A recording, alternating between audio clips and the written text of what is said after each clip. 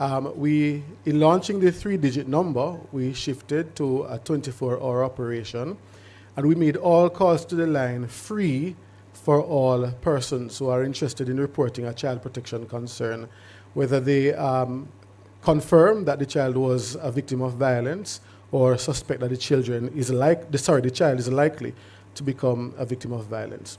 So that was a major achievement, I believe, and certainly coming out of COVID-19, we saw that our reports received, the number of reports received each month, was trending higher than the pre-COVID-19 figures, which suggests, some people look at the figures and say, oh, more children are being abused. What I will say is that more people are reporting abuse. So certainly, I believe that 211 made it easier for people to make those reports. Another area is we have done some work to increase support for children at risk or impacted by violence. And one of the first things that we did was to provide additional support to our Ananda Alert Unit. And when we talk about additional support, we're looking at the different opportunities or programs that we create to prevent children from going missing, as well as to provide a response to children and families when the child actually goes missing or when they return home. I'm not sure how well you can see the chart that is on the slide, but that shows between 2016 and 2023, you can see a downward trend in the number of children reported missing each year. For us at the CPFSA, we are concerned that the child that is missing is a child in need of care and protection. The child's vulnerability to violence is significantly increased when they are out, wherever they are other than their homes. So we have been seeing the trend in the numbers going down. I want to say that we're coming from numbers closer to 2,000, and right now we are just around the 1,000 mark. In 2016, we had 1,725 children reported missing in that year. And last year, we had 1,016. That's right. We have done some work. We are using SMS messaging. We're using the social media platforms to get the missing children posters out. And our strategy is, one, to boost prevention efforts. So we do a lot of engagements with young people, child safety sensitization sessions in schools. We had a youth forum last year and one this year, because we want children to be very aware of the things to look out for, to be better able to protect themselves. And of course, we want families to be able to create that protective environment for children. So once a child is reported missing, we do the grief counseling intervention. When a child returns home, we refer them to our child and family support unit for services, and we'll talk about that in a little bit. Because the other area of work is the expansion of our child and family support unit. And this unit works to prevent children from coming into, let's say, the tertiary care sector. So we prevent them from going before the court. And that unit will provide basic counseling interventions, referrals for services, parenting training, and different kinds of family interventions. Because very often there's violence occurring in the home and it has not yet escalated to the point where removal is necessary. And so we try to do that primary intervention before it becomes necessary for the child to be removed. I was given the wrap-up signal. So the other thing I'll talk about in terms of area of progress, well, you know what, I won't talk about the therapeutic support so much since Dr. Shetty is coming up, but I will talk about priority areas going forward. One of the things we've been working on at the CPFSA and in the Ministry of Education and Youth is the child protection, the development of a child protection early warning system. And this is because we want to be able to provide interventions for children when we believe that they are at risk before they actually become victims of violence. So we are looking at increased prevention activities, early detection, coordinated case management between service providers, and general, preventative intervention for children and families. They give me the wrap-up sign, and now they've given me the time-up sign. So I think I have to come down now. Right, that's right. Oh, 30 more seconds. All right. So I'm just going to jump into the gaps and some recommendations. So, of course, Dr. Kordisai referred to limited resources, both human and financial. And, of course, there is a challenge with interagency coordination. And the Child Protection Early Warning System seeks to address this when we're talking about coordinated case management. And, of course, if we are able to go where we would like to see this go, we're looking at electronic tracking of cases between partners so that we can do some further coordination and maybe even predictive risk modeling for early detection in the future. Recommendations, right now we are working with WinRock towards formalizing interagency partnerships, including a partnership with the Jamaica Constabulary Force, which is a key partner in the response to children and violence. And of course, routine communication of these partnerships with frontline workers, because sometimes we establish the partnerships, but then the people on the ground who are interacting with clients are not aware of these arrangements, and it is the child and the family that becomes disenfranchised. Thank you.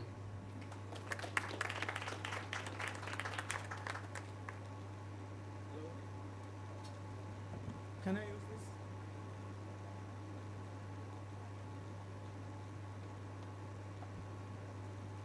Hello? Can I use it? Okay, hope you don't mind if I come close to the young people because I feel younger. And also it will give me a chance to stay away from those two wonderful, beautiful ladies who will say, time up. Oh, how to move this now? Okay. No child is born a killer, rapist, gunman. They are just children, beautiful, with all potential they have. And sure, it takes a village to raise a child. And when the child is not embraced by the village, as it is happening in Jamaica, we burn down the village.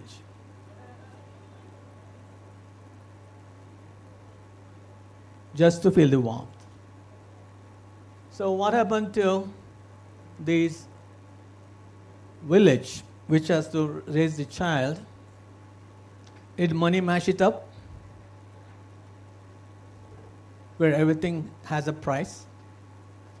Education system cloud it up where children are made to believe you're only as good as your grades and your future is only as bright as your grades. Did militants mark it up? Gunshots everywhere, drive-by shooting, innocent life snatched in no time. Did vanity wreck it up where what you drive becomes more important than what drives you? Religion divide it up?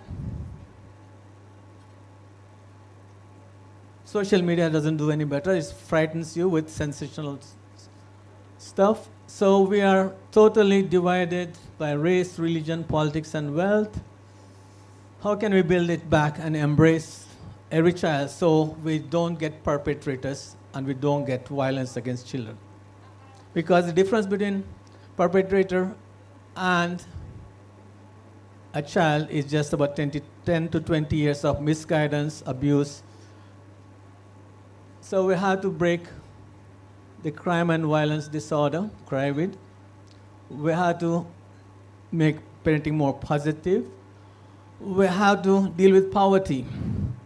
If 1 out of 4 children live in poverty in this country, think about it. If a child goes to school without breakfast, you don't need ADHD. It will be no breakfast ADHD, no attention. So violence is everywhere, at home, at schools, nowhere to go, nowhere to hide. And legacy of. So you guys struggle with this, whether I'm black enough, white enough, whether I'm fat enough, thin enough, whether I'm sexy enough, Christian enough, and who are my role models. And virtual words, there are predators and porn, taking you right on to the other. Okay, so what we had to do is to find something which will address all these issues which fuel all these problems.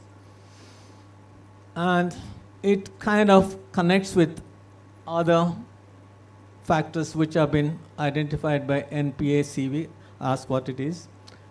And it can be connected with not only the problems, solutions, inspire strategies, as well as the 5 key outcomes which this plan needs to attain.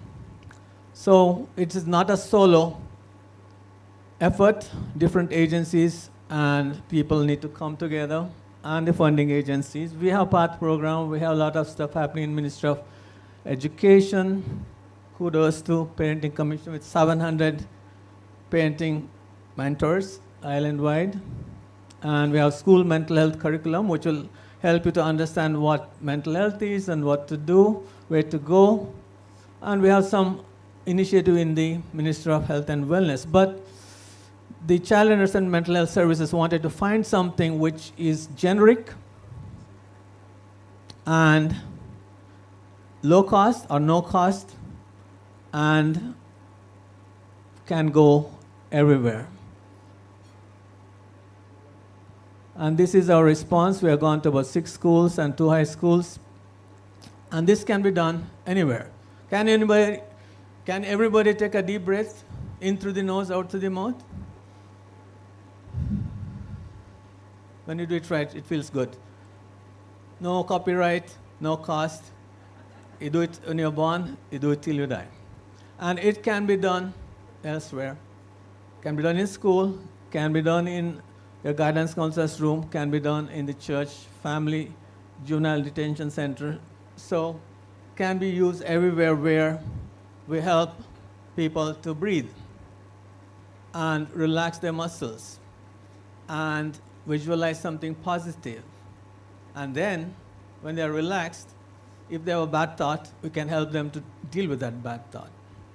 So that's what we call bounce back. Bouncing back from a bad place in your head. And it can be done in the classroom by your teacher. They can choose a time to use any of these actions in any order. And we call it bounce back together. And it can be done by your guidance counselor when they're having you in their session, individual or group. And there's something called bounce back too, where somebody who is more traumatized can be helped, but it needs little special training because you're going to talk about the bad stuff which happened, and we're going to help you to take care of yourself and deal with it. So it's a cascade training, so training the trainers, and it can be done by many people in many places. It has been done in schools, churches, and communities. So that's what we have to offer, and that comes with challenge. Every one of you can choose a school of your choice, church of your choice, community of your choice, and definitely family of your choice, and use the methodology to just relax. After your prayer in the meeting or in the evening, just do these 3 things. Breathe, muscle relaxation, visualization, and then if you have a bad thought, find a better thought. That's my 3 minutes. I have 2 more minutes left, right? No. Thank you very much.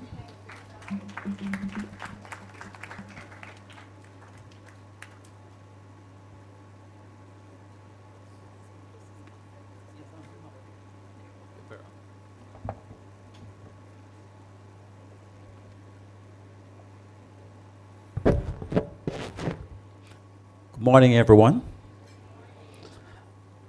As a police officer, I have to take orders. So I'll just say all protocol observed, and I'll try to stick to the 5 minutes time limit. My presentation, please. Do you have a presentation for me?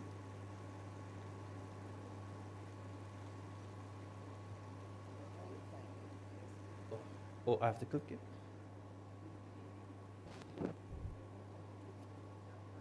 Okay, good. Okay, good.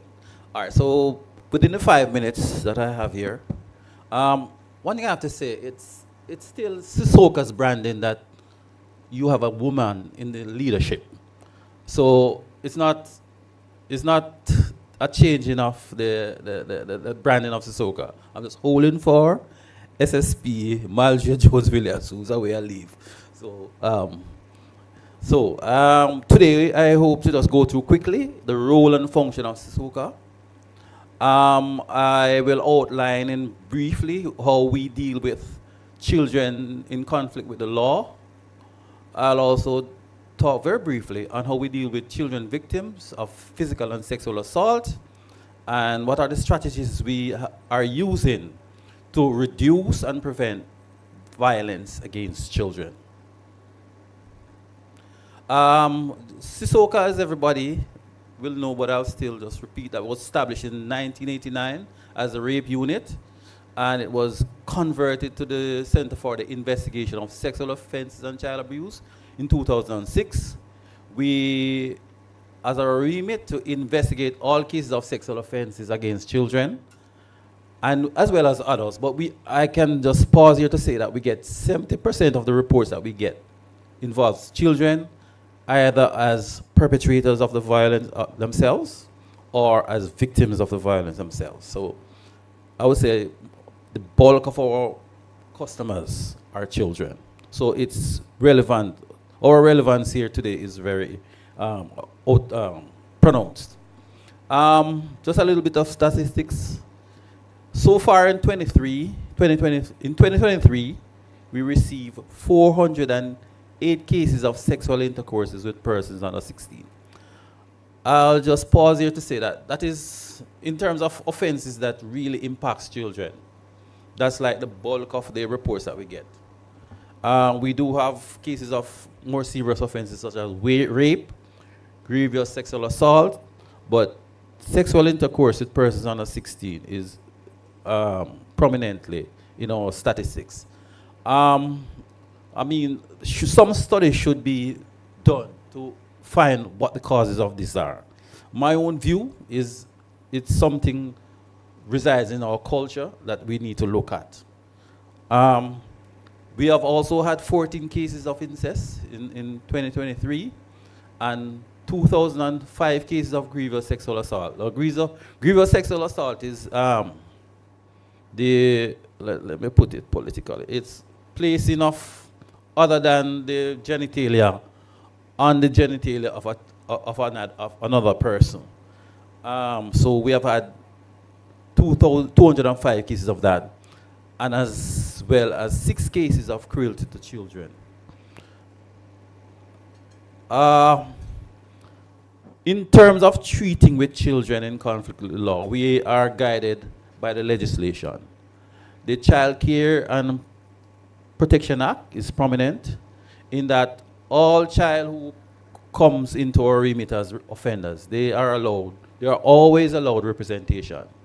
If they're not getting private counsel, where the situation allows, we'll call the Office of the Children's Advocate, who are one of our main stakeholders along with CPFSA, as always. And if they're under the age of 14, their parents or guardian are always present with them, whether they're an offender or a victim. In terms of bail, when people come into contact with the police, they always have a right to bail. They are treated in accordance with the new Bail Act. Sometimes we bail them. Okay, I say I have to have 1 minute. That went quickly. So one of the things I need to highlight is that one of the things that has been helping us in treating with children is the new Child Diversion Act. We have been using that quite a bit, and it has helped with our casework, because when we don't have to send something to court and go have 4 court appearances, it really helps. So kudos to the persons who thought of it, and we are using it assiduously. Okay, I have to just come off script. I have 1 minute left. One thing I want to point out before I leave here is the responsibility of all adult persons who are aware of physical and sexual assault of children.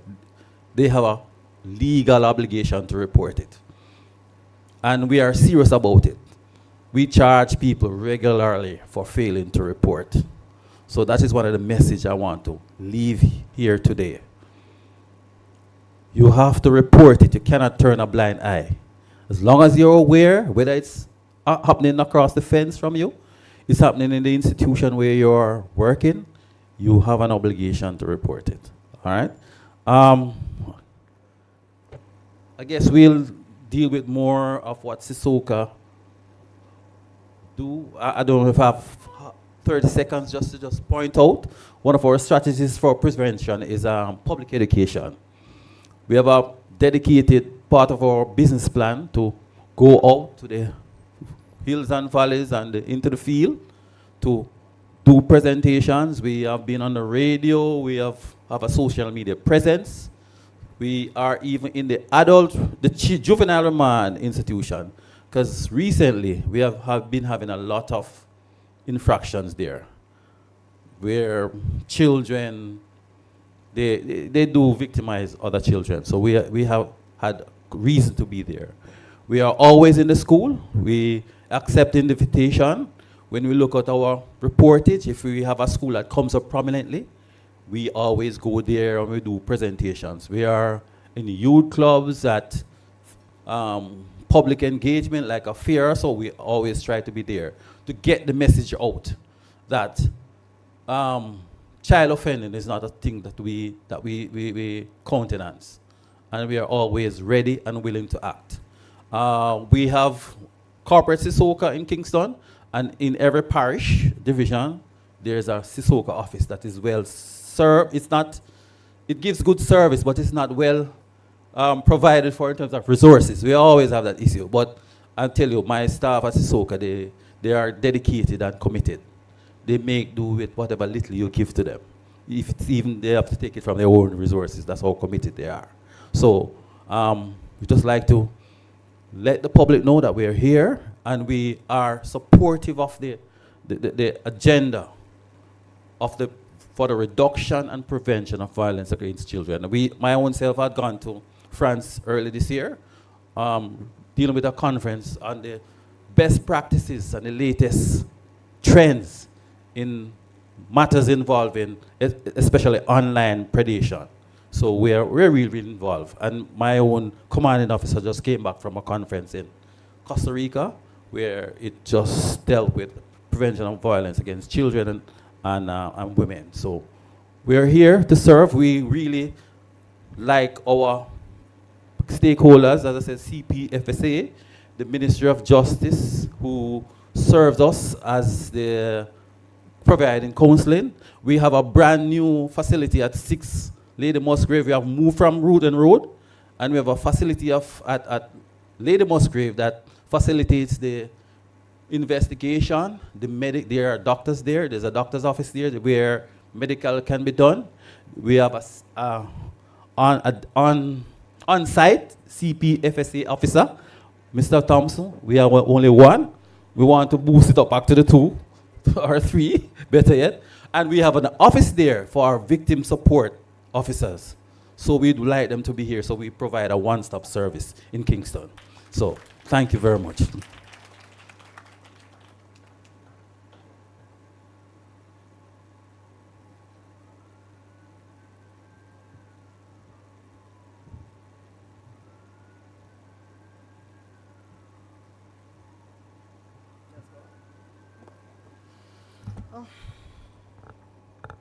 Good morning, everyone. Unfortunately, I do not have a visual aid for you, so I'm going to put your listening skills to the test. All right? So I'm from the Ministry of Justice, and I am the Principal Director for the Social Justice Division. And a lot of you may be asking, what is the Social Justice Division and what it entails?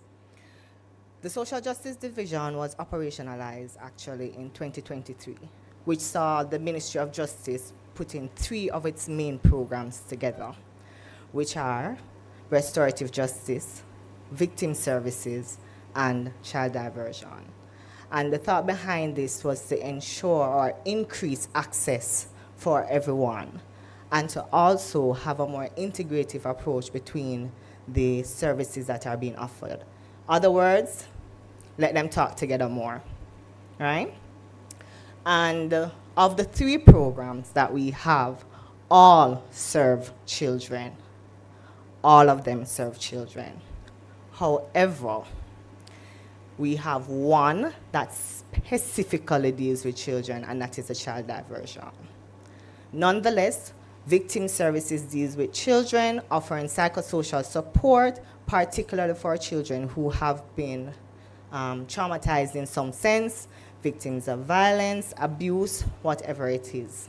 And even those children who have to be witnesses to a case in court, they carry them through the entire process, and to be that social or psychosocial support that is required going through a process that could also traumatize or re-traumatize them.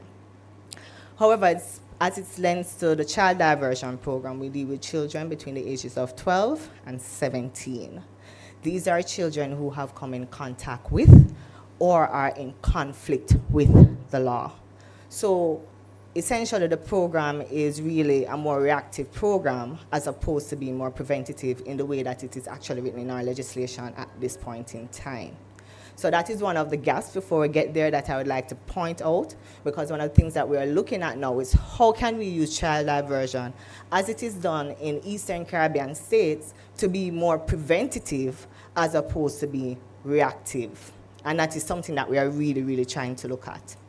Right? So as it stands now, the child diversion program gathers referrals from the courts as well as our police. So we work very closely with Sisoko, which is where they get a lot of their referrals or their cases, as well as we do also work very closely with CPFSA. We have partners that we have to work with, because what the program does is once the child is referred and we do our intake assessment of that child, we then determine, does this child need to go for a psychoeducational assessment? And thanks to UNICEF, we now have the tools in-house, and we have some of our staff who met the qualifications, are trained to conduct those psychoeducational assessments for those children. Outside of that, we also have psychologists, clinical psychologists and psychiatrists that we have on a consultancy basis. So we can refer the children to them, and then they do the assessment, and we know how to move forward with the children from there. It is an individualized program. So each child that comes to the program is assessed individually. A treatment plan for that specific child is developed. However, once a treatment plan is developed, it doesn't stay with the officer. Our officers are merely, I don't want to downplay their role, but they are case managers. They are not the ones who deliver the psychotherapy or whatever it is that is deemed for the child that is necessary, right? So, but they walk with that child through to the end of their tenure in the program. So once that is done and the treatment, they come up with a treatment plan, it has to be approved by our parish child development committees. And from there, the child and the parent, and this is the part that my officers say is most crucial, the child and the parent has to agree. And what we have found is that the children who have parental support are the ones that complete the program more successfully. And so one of the other gaps that we are finding is that we need parent involvement in the program. The child cannot do it alone, and those children who don't have that kind of adult support, you find that they are the ones that have most of the challenge with the program. Now, the other aspect, and I want you guys to understand, is that when we talk about alternative justice services, that this segues from the traditional justice system. So the approach that we're taking to our children is not one that is punitive. It is focused on restoration, rehabilitation, and reintegration. And everyone needs to understand that. So when a child comes to us, we do not look at the issue as in the offense, because we do child diversion is focus on the offender. Victim services focuses on those that are victims, right? So we don't look on the offense, we look on the individual. What do we need to get done to get you on the right path? Yes, you did something that was bad. That does not make you a bad person. And so it is the guidance to the program that we focus on most of the times. So let me skip, I got the sign for one. Some of the challenges that we have is persons understanding the referral system to the services that we offer.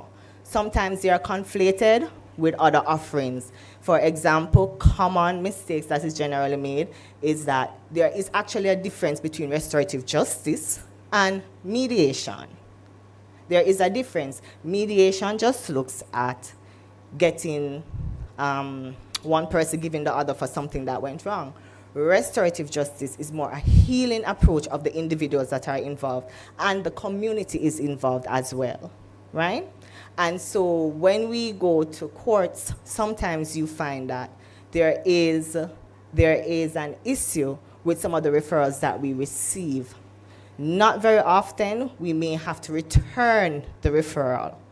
Sometimes we just go ahead and do it because we know that we have something that can be offered to this individual. The second thing is, and all of my other partners on the panel have spoken to, is collaboration. Right now, we have a good collaboration with the Ministry of Education and Youth through the Safety and Security, School Safety and Security Branch, and we are also now embarking with the National Parenting Support Commission to train parents in how to resolve conflict within their households using the restorative practice approach, not justice, which is more preventative than restorative justice. There are differences, and that's one of the things we are trying now into our public education and awareness campaigns in the schools, communities, to get people to understand the difference and the fact that they are able to access these services free of cost. So I got my time up card. If there are any other questions, I'm on the panel.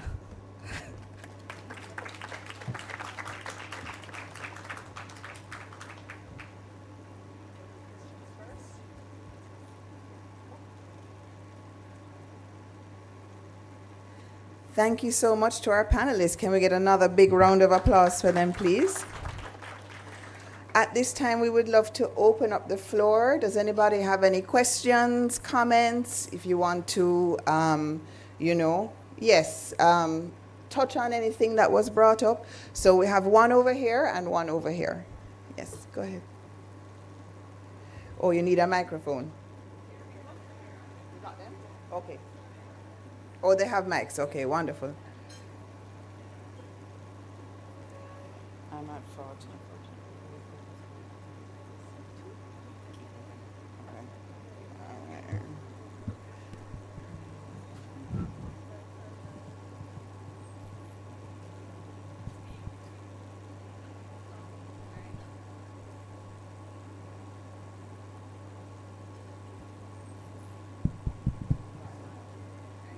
Good afternoon, everyone. Good afternoon, panelists. I want to also say that your guys' presentations were very engaging, and I can say that I've definitely learned something from each and every one of you.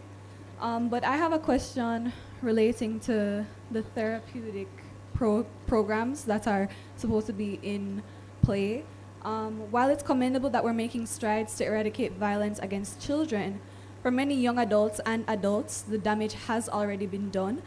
And it also puts their future children at risk. As Dr. Shetty said, a child would burn down the village just to feel some warmth, and we want to prevent that from happening.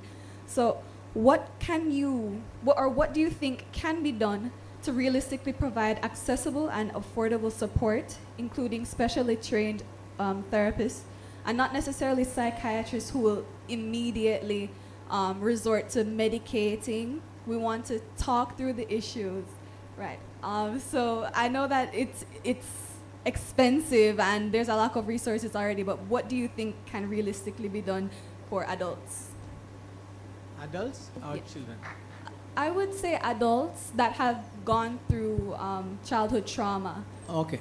So although I just made it look like it's very simple something, the intervention bounce back is based on a very well researched and effective treatment called trauma-focused CBT. It is effective in children from 3 to adults any age.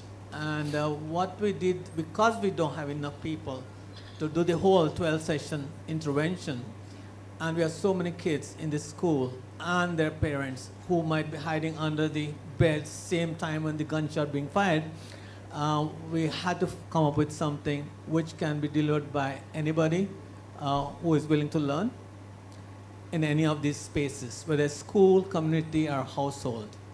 And we divided the trauma-focused CBT into 2. We took the first 5 sessions, which is basically about knowing what trauma does to you and what you can do to help yourself. Again, I'm simplifying it. And those are relaxation, deep breathing, muscle relaxation, visualization, and cognitive coping, is finding out what your thought process is erroneous and how you can shift it. Just by asking a few questions, like what I'm thinking, is it true?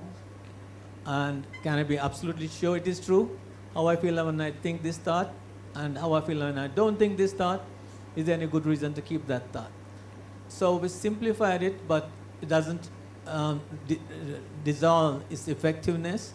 And we have 3 papers to prove that it is effective, although large-scale research needs to be done to kind of quantify the effectiveness. But we have gone to schools, primary school, high schools, and we have trained the teachers to use the components of this intervention in the everyday classroom. So they could start the class, guys, instead of talking about math today, why don't you talk about trauma?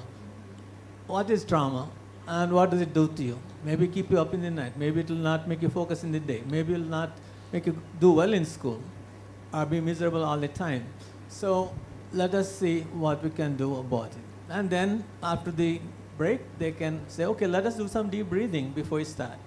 And afternoon, why not we do some progressive muscle relaxation? And in the evening, why don't you go home with a good visualization? And there's another component based on same components, which is called Bounce Back 1, which is training the guidance counselors to identify, of course, they'll be referred by the teachers, I guess, who are already been traumatized, and they'll be engaging them in 10-session group therapy. Right? And they will do a screening as to how severe it is. It is very severe post-traumatic stress. They will refer them to child guidance clinic, and I'm very glad to know that Ministry of Education has taken steps to even engage some private service providers to help them. And then we have gone into the community and trained some of the folks in the community youth workers who have been watched by the community development committee, and trained them to provide the same intervention to the children in the community. And we have in our everyday work in the child guidance clinic, for example, a family came with a child who was traumatized because of earthquake. But when we looked in, the parents were stressed too much work, not too much time, and that kind of thing. So the advice is when you do your morning prayer, do some deep breathing, do some muscle relaxation, leave the house with some positive visualization, and do the same when you come back home. And there's significant improvement with just that. But some of them need more deeper analysis and treatment. Thank you, Dr. Shetty. Thank you for stopping me. Okay, thank you so much for that wonderful question. I know we have other questions, but we have to unfortunately wrap up right now because we're a little bit over the time. So what we'll try and do is, if you have any questions, please come and let me know, and we'll see how we can get those questions answered for you. But I really want to thank the panel for really addressing some of those gaps that we mentioned in the beginning. I found it very interesting that we're talking about both the use of technology from CPFSA and how we can utilize that, but also simpler solutions like Bounce Back that Dr. Shetty mentioned. All panelists talked about things in public education and awareness, the things that we need to do to kind of change the narrative looking at the fact that victims become perpetrators. How do we go out there and tackle some of these very harmful social norms? So it's great that all of our agencies and departments are trying to do some of that work, some of that prevention work also to shift that narrative. It was wonderful. Everybody talked about coordination, and I think this is something we have to strengthen and build upon. We have the one-stop shop, even internally in a ministry with the social justice division, recognizing that even within a ministry, sometimes we're not talking to each other. So it's wonderful to see the integration with the development of the social justice division. And many people mentioned the issues of parental involvement. And then finally, prevention. How do we actually start from the beginning to identify children and families at risk and start the interventions from at that time? Yes, the response is important, right? The responsive interventions, but how do we even stop this from happening in the first place? And I'm really, really looking forward to the development of the child protection early warning system and the implementation of it. I think it's critical to really moving the conversation forward and truly ending violence against children in our country. Thank you so much, and I'm going to invite our moderator to come back and let us know the next step. Thank you. Thank you, Dr. Kordesai and panelists. Amazing. This part is really hard because this is a sharing and learning bit, and we each have so much to share about and to learn from each other. And you see the first provocation from the young leader, an initiative beyond our specific mandate today. We're talking about children. And she's saying, listen, if we don't deal with the adults, then you're never going to get to the part of like the healthy, wholesome homes and families to have the healthy children. So it's, when we know we're in cycles. So this is what I'm going to ask. I'm going to ask my second moderator and panelists to make their way up gently while we queue up the first video. And again, we're ambitious. We're giving you guys a lot today.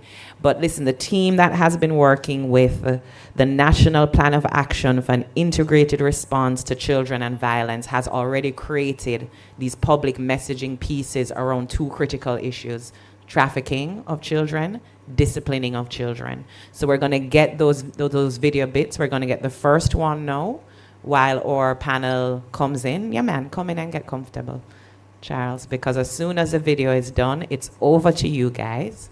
I know it's really hard, but the shorter your presentations are, the more questions we get to have. And remember, this is the second meaty dive that we're doing of 4 dives that we're doing to inform the breakout conversations.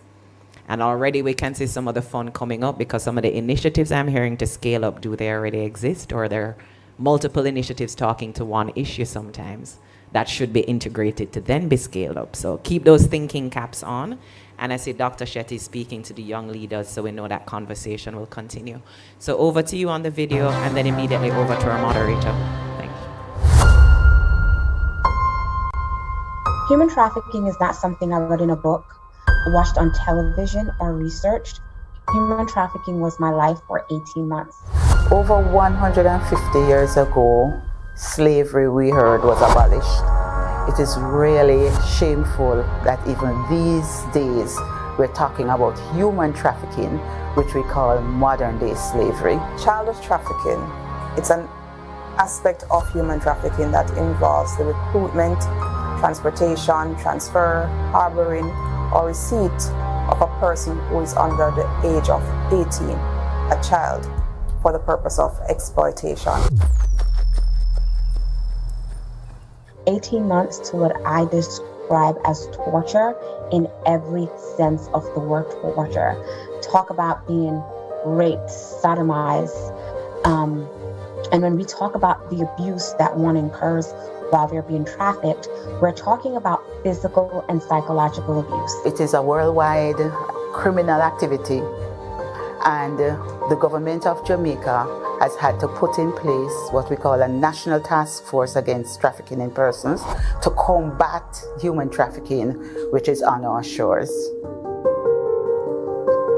Generally, children have always been targeted. They are among the vulnerable groups.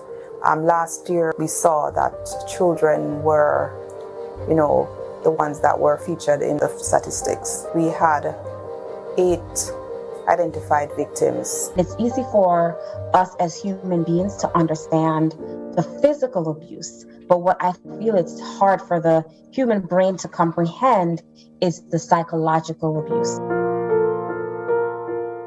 The Child Protection and Family Services Agency is under the Ministry of Education, Youth and Information. And as such, when it comes to child trafficking, we have a serious joint-up approach. So we have the teachers at the schools who deliver HFLE, the Health and Family Life Education Program, and within that, they do a specific area because we have a curriculum on trafficking in persons now. Data suggests that children between the ages 13 to 15 are the ones who are targeted primarily. They are primarily girls who are sexually exploited. Our investigations usually generate from reports received from the National Children's Registry. These reports come from the ordinary Jamaican citizens who see something and suspect that there might be something going on. So they call in and they report to NCR what they have seen and what they believe they know. And this is passed on to us. We ensure that we look into these reports to determine if these are actual cases.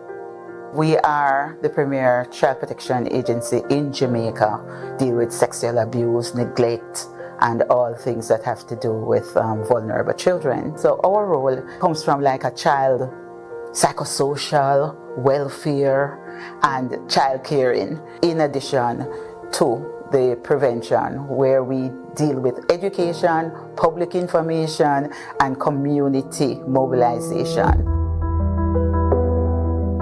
Many victims are treated badly. They are physically abused. They may not be properly fed.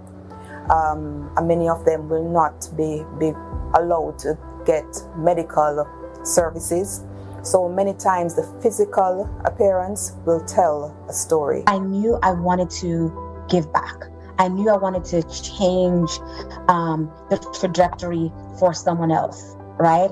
And so I got involved in the work. Each survivor story is different. They're unique.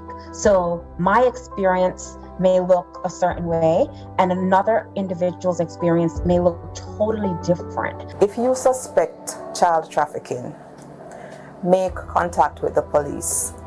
Call 119, 811, 311, or you may contact the Anti-Trafficking in Persons Vice Squad here at CTOC at 876-967-1389. With all these departments sitting on the task force, it's a signal of a partnership that is geared at the achievement of the 3 Ps: prevention, protection, and prosecution of the perpetrators of this heinous crime.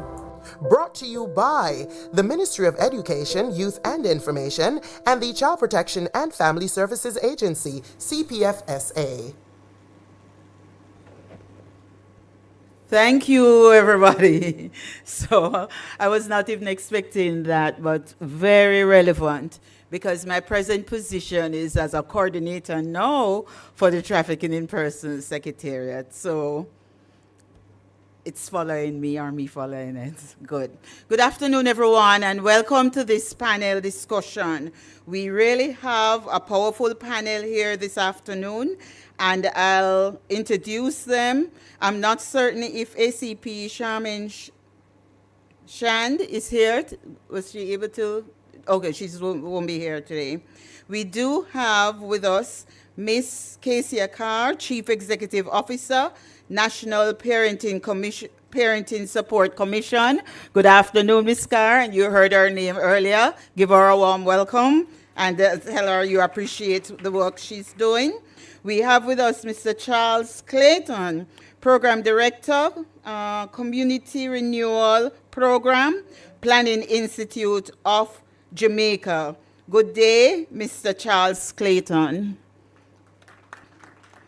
And we have with us our partner from the Ministry of Education and Youth, Mr. Richard Troop, Director, Acting Safety and Security in Schools Unit.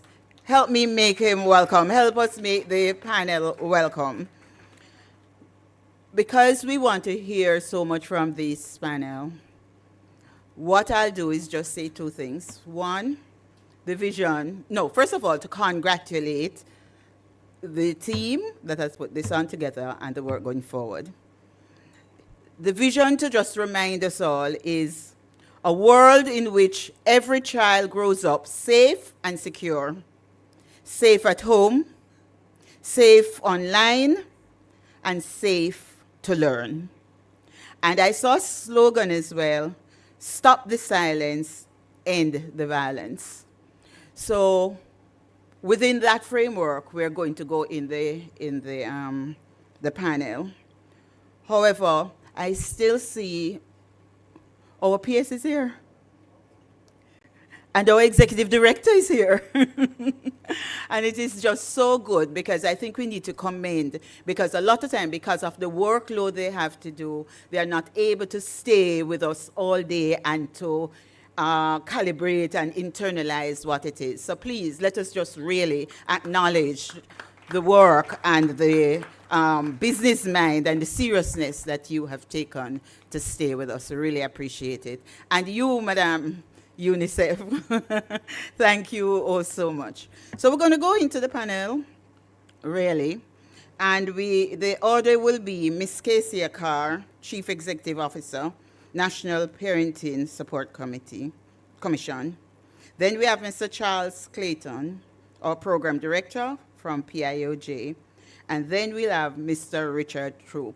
So we just hope that we can digest and get a chance to ask some questions as we go forth. It's so important during this panel. Thank you. And Ms. Casey Carr.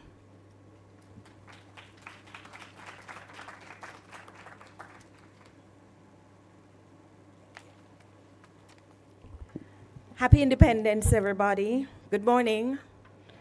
All right, you're sounding, it's afternoon now? All right, good afternoon. I know the protocols have been established, but please permit me to say hello to Olga from UNICEF. How are you doing? My new friend, and certainly UNICEF has been a long partner. We didn't start yet. And of course, I must acknowledge my PS, who is still here, which tells you that this is a very important session, not just to her, but to the ministry. The National Parenting Support Commission, say that for me, National Parenting Support Commission. Right, we should not be confused with any other organization, and the key words there are parenting support, which means that we're very concerned with the practice of parenting. It was established based on an Act of Parliament passed in 2012 that mandates us to implement the National Parenting Support Policy. And the policy includes the National Vision for Parenting in Jamaica. And included in that vision is the notion that parents, having discharged their duties, will ensure that children realize their potential within safe, caring, and nurturing environments. And so, for purposes of this discussion, that's what I want to zero in on. What are we doing to ensure that parents are safeguarding their children? In 2017, when I took the helm of the commission, I soon realized that we needed to scale up our parenting education efforts, and we thought to launch a campaign that we dubbed Be the Influence. That campaign lasted for 3 years. And one of the pillars under that campaign had a slogan, strike a conversation, not your child. And for the 3 years, I can tell you that we trained over 600,000 parents in 3 particular modules. And this was coordination with other partners. Latoya, I see you nodding because you remember, including OCA was a strong partner going around the country with us with this particular mission. And we wanted to ensure that parents were getting parenting education on conflict resolution, community relations and parenting, and of course, positive parenting and positive discipline. Having done that, one of the pronouncements that was made, not just in Parliament, but there were conversations about corporal punishment, because at the time, if you recall, we did have some situations with parents, one with the famous machete parent, who remembers that, in St. Thomas, and there was another situation in Westmoreland where you had a parent hitting a 3-year-old child and saying, I send you to school to learn, not to play. And so we knew we had to scale up parenting education for parents to understand what the ages and stages of a child's development look like and what behaviors they should anticipate and what their response should be along the realms of positive strategies in parenting. Further to that, we scaled up what has become our flagship program known as the Parent Mentorship Program, where we train adult volunteers over 13 weeks in 10 modules for the purpose of effective parenting. And we have trained over 700. Currently, we have just about 502 parents actively involved in the program. And Dr. Troop would have mentioned that recently we actually launched another arm of that program, and we're dubbing it Men Who Mentor, because we want to ensure that the schools that feature heavily with incidents of violence and aggression, that we're supporting the parents of those children in those schools. And those schools have been identified through an interministerial strategy that will support those schools. We also have been working very closely to ensure that our coordination with other entities is tighter, because that's what we've been established to do. And so we have a framework now that Minister will launch in short order, the accreditation framework that will look at standards for parenting education and parent support programs across the country, so that all the actors who are offering parenting education and parenting support will meet these standards. We have to ensure that whatever parents are getting, especially as it relates to violence, I hear you telling me to wrap up, yes, especially as it relates to violence, that those modules, the training will redound to behavior change, because ultimately that's what we want. We want parents to be able to be more effective in their practice. Where the gaps are concerned, certainly there's the infrastructure in place, because I did mention that we have legislation, so we do have the legal framework that allows us to operate in a particular way.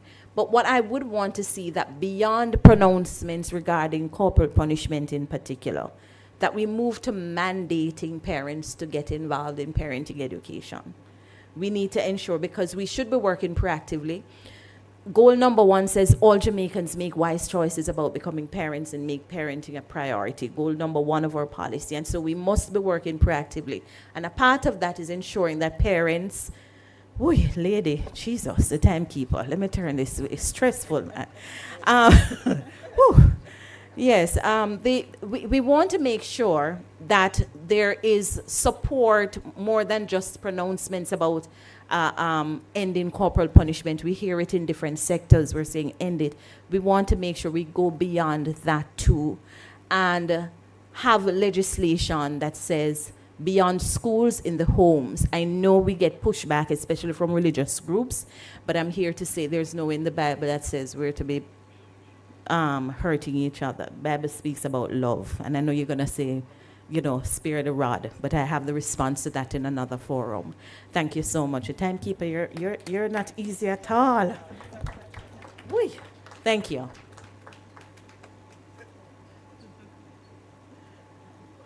Thanks very much. You did try. You gave us some thoughts there that we can think about. Mr. Clayton, we're going to ask you to join us. We're going to be moving quickly so you can get some questions in as we move along. So please help me welcome Mr. Clayton of PIOJ, a very good partner to have. Thank you, Madam Chair. So, morning, ladies and gentlemen. I'm here today to say something about the Community Renewal Program, how it connects back with what we're doing here today. So I'm going to try to be as quick as possible as we move forward. So the Community Renewal Program came into being in 2011 as a response to what happened with the extradition of former drug lord. And in that process, it was recognized that there were things that were happening at the community level that needed to be addressed at the community level. It was also recognized that a lot of actions had been taken within community spaces in the past. A lot of interventions had been done, but somehow this had not resulted in changes in the character of the community spaces. And it was recognized that what was needed was not another layer of intervention with coming in with the same sorts of activities that others were doing, but an approach that would bring information, that would bring better targeting to the process, and a better understanding of what was happening in the spaces. So in that regard, the Community Renewal Program was conceived as a mechanism for bringing coordination, harmonization, and information that would guide in the design and implementation of programs in these particular spaces. Because of the issue that gave rise to the Community Renewal Program, the focus was on communities that were considered volatile or vulnerable. And in that process, let me see if I can manage this thing. Nothing is happening. Oh, something happened here. We wanted to look at what were the issues and challenges that we should be looking at if we were going to bring information to the table that could help in decision making. And so we looked at the two key issues that we thought needed to be addressed. One was the vulnerability, which means what were the issues and challenges that might cause or might influence behavior or the community spaces to become more violent. And the other was what sort of indicators can we look at as a means of seeing how violent a space was. So we looked at volatility and vulnerability, which would have given rise to the core problem, which is with the violent spaces that we were seeing. So from that, we identified a number of issues connected to these thematic focuses here that we considered relating to volatility and violence.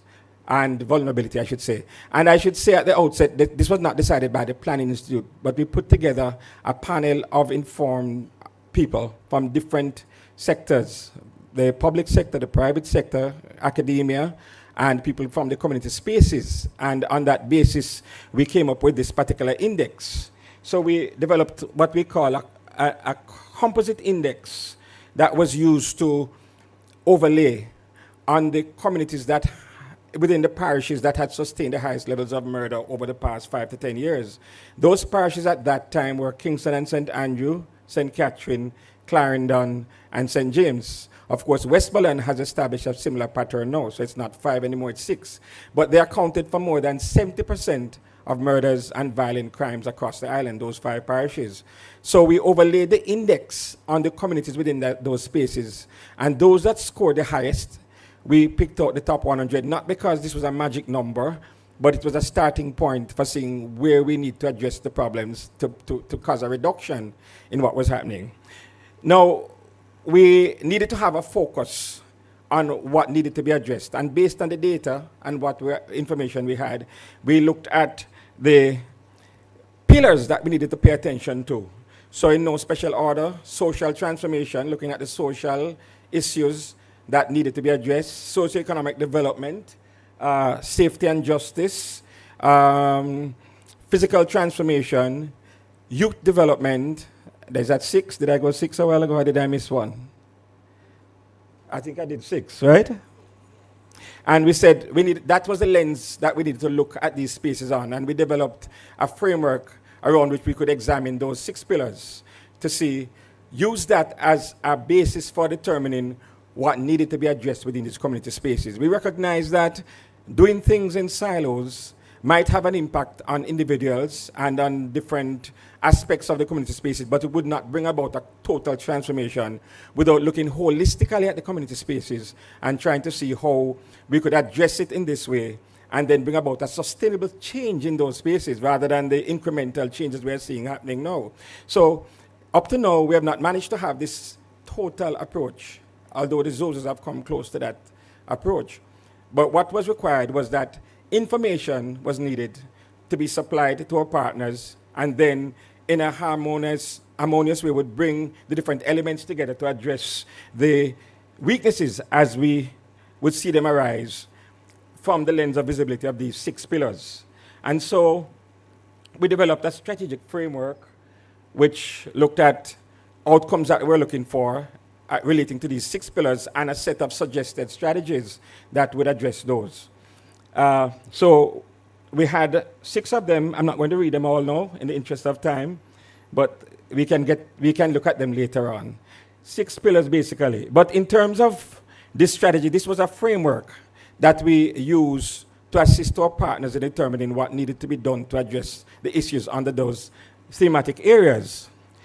Then we determined what our role should be in all of this. We were not going to be another implementing entity, but we had to be a part of the process that would help to bring about a more harmonious approach. So we focused on doing 6 things: strengthening partnerships among the IDPs, MDOs, NGOs, and private sector entities, improving the harmonization and coordination efforts among the implementing partners, mobilizing resources to assist our partners, because one of the things we found is that partners were willing to work in spaces, but sometimes their mandate did not give them the kind of financing to be able to move or shift where the need was. So what we try to do is to mobilize resources to support partners who were willing to work in these spaces. And of course, we give support to design and implementation of what we call catalytic interventions, those interventions that we think would have a big impact on the space, but which was not being done by anybody else. And of course, in advancing policies and other kinds of support that would have an impact on the transformation agenda. And of course, the establishment and operationalization of a monitoring and evaluation framework. So we have a framework with indicators not fully implemented yet, because we have not had this space where we've had everybody working together to see how this is impacting on the framework that we have at hand. But those indicators are there which can give measurement to the areas that we're looking at to see how changes are taking place.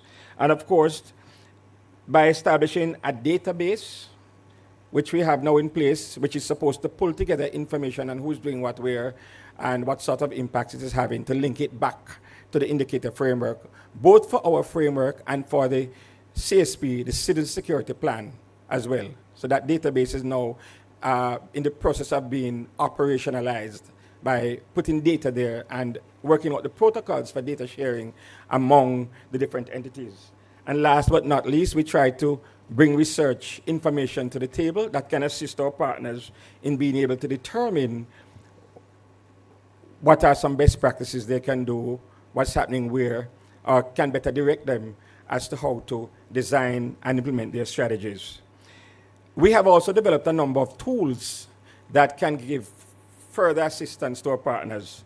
And those tools include our Community Renewal Index, which is a composite index based on 5 different components that provides information on how communities compare with each other in terms of the development process and in terms of measurement of those issues and challenges which we think are important for development of the spaces.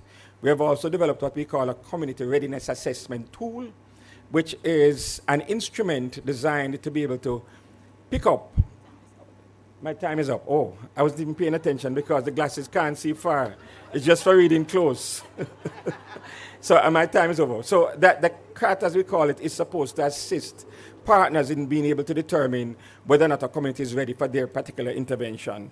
And there are some other tools like that we have developed which can assist our partners. So we ourselves don't implement, so we don't have particular best practices that we can point to that you can do, but we have information on them because we have worked with partners in the implementation of some of those that we think are best practices for achieving the kinds of goals we want under each of the outcomes. So thank you very much for listening, and sorry for going over time, ma'am.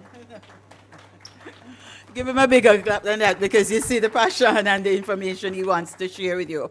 Actually, I just want to share what this grouping is really dealing with, why you see the speakers are talking like that.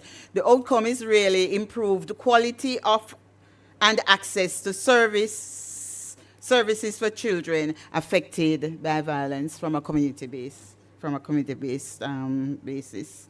And now we have Mr. Richard Troop. Oh, it's family and community capacities to end violence, yes.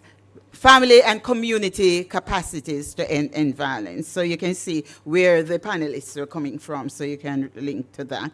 And now we have Mr. Richard Troop, who will bring his presentation as a key subject area expert. Give him a warm welcome for me, please. Please, please, please, please, please.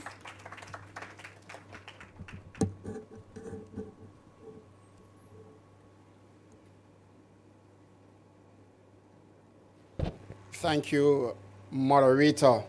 Good afternoon, everyone.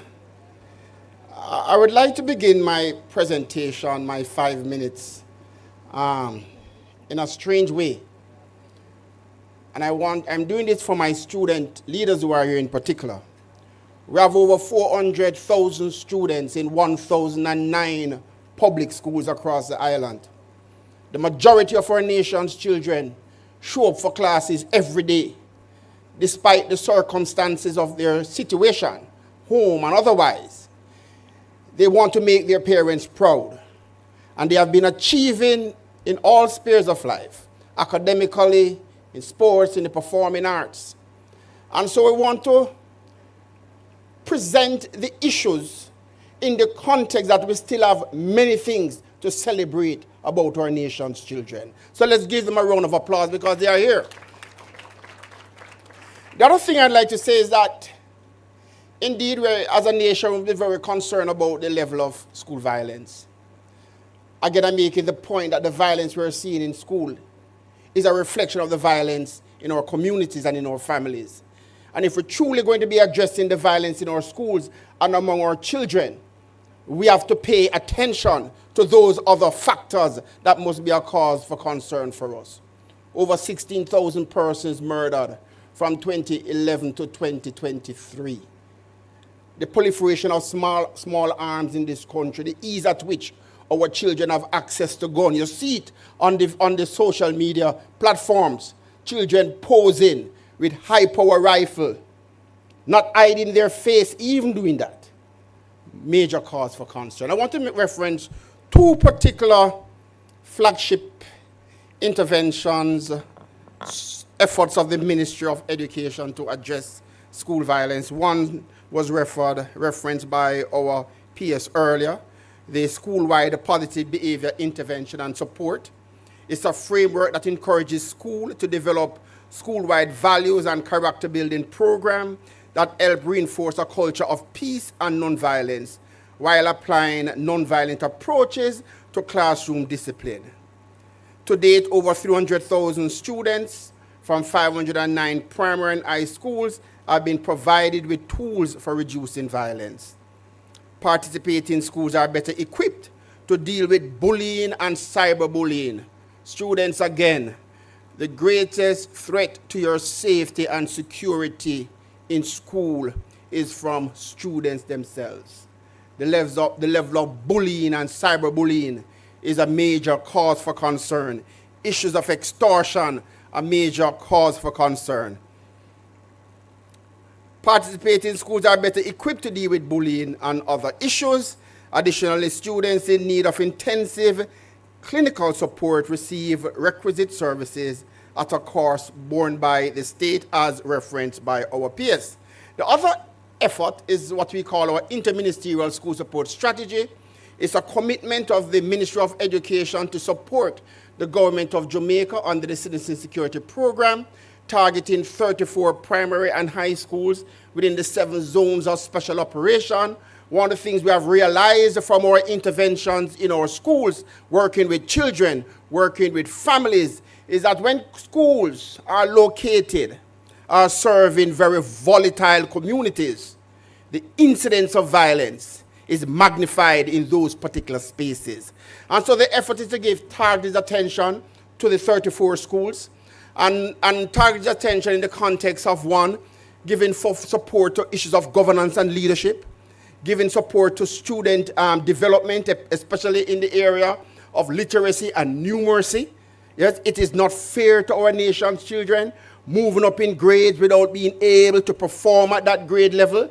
9 times out of 10, when children do not feel connected to classes, then they give peer trouble. And so our effort is to ensure that we are giving tight attention to this area. We're also giving serious attention to psychosocial support for our students. I am referencing the interministerial school support strategy because it speaks to an important area of sustainability. Government and government agencies that have a mandate to deliver on particular program must be afforded the opportunity to so do. Ministry of Education cannot be driving every single thing. And so, for example, the Ministry of National Security, they have brought on board case managers that are working with medium and high risk students. We are partnering with the Ministry of Justice. Over 10,000 student parents and educators would have been exposed to their 2-day restorative practices training in over 348 schools. These are some of the major achievements. What for us is gaps in our efforts. And throughout the day you have been hearing about human resource constraint, and that is a reality. Schools have been asking for more guidance counselors, more deans of discipline. And while that is true, one of the things that our PSS task us to do is how do we better utilize the resources that we do have.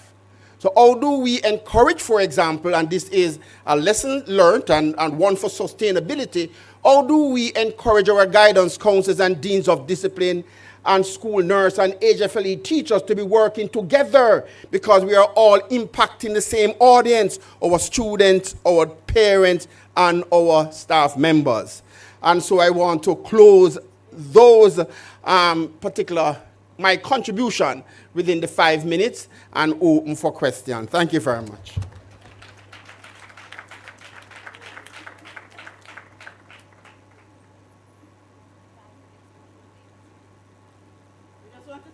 So much. Panel, give the panel a big hand. P.S. They will do well in exams. You know, finish and go outside and say, wow. Okay, so basically I would like to open for questions. And we're taking the young one now, but we definitely also want other persons who would have been working with a program or have something to...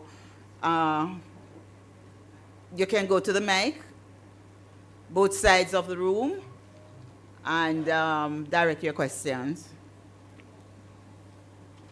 Good morning, panelists. A question I have is directed to everyone. What are some measures taken to really broaden the services of the crucial organizations, and what are the initiatives that are taken to appeal to more rural communities and schools? Because the fact of the matter is, from a person from a school who is in a community, it is a reason that we don't reach a lot of schools, because we are in the bushes. My school is a bush school, I'm proud to say it. But at the Fern Court, bush school. But at the same time, it's really hard for some of us to really reach to those people, because they're in some deep roads. Roads are bad. We can't complain about that. But at the same time, we want to have initiatives that really appeal to rural areas and communities and schools.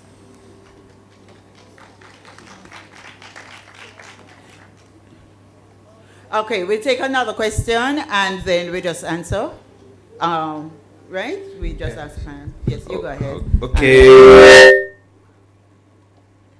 Good afternoon, everyone. This question is for Casey Kerr, CEO of NPSC. Would giving future parents and pre-adults, teenagers access to the programs you mentioned be an avenue to greater success and results? Because I believe it would be our prevention to have people knowing how to parent before they become parents. Because learning is a process, and let's say if you go today that you've been doing something wrong, it may take 4 years to finally to perfect parenting when you already have a child, so that child going to continuously bear on the like on a large scale abuse or poor parenting until you figure it out. It would be best to have people knowledgeable in parenting before they become parents.